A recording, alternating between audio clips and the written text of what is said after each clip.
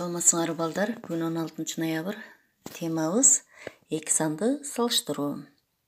Бизге маселе берилген, сырга жогорку текчеге 8 китеп коюптур, ал эми төмөнкү текчеге болсо 5 китеп коюптур. Сырга төмөнкү текчеге канча китепке аз койгон? Биз китептерди жылдызчалар менен белгилеп алалы. Мына бул жогорку текчеде китептер деп коелу, төмөнкү текчеде 5. Биз төмөнкү текчеде канча китепке аз коюлгандыгын табабыз. Ал үчүн чыгаралы балдар. Мында 8 менен 5-тин айырмасын таап коебуз. Жообу 3 китепке аз болуп калды.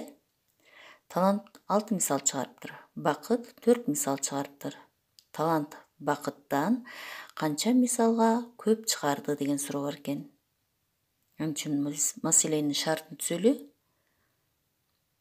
Мынакей талант 6 мисал, бакыт болсо 4 мисал экен.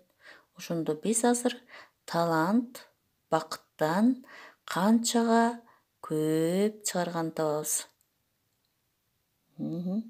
Чыгарабыз балдар. Бул жерден да биз 6 менен 4-түн айырмасын табат экенбиз. Демек жообу 2 мисалга көп чыгарган болот.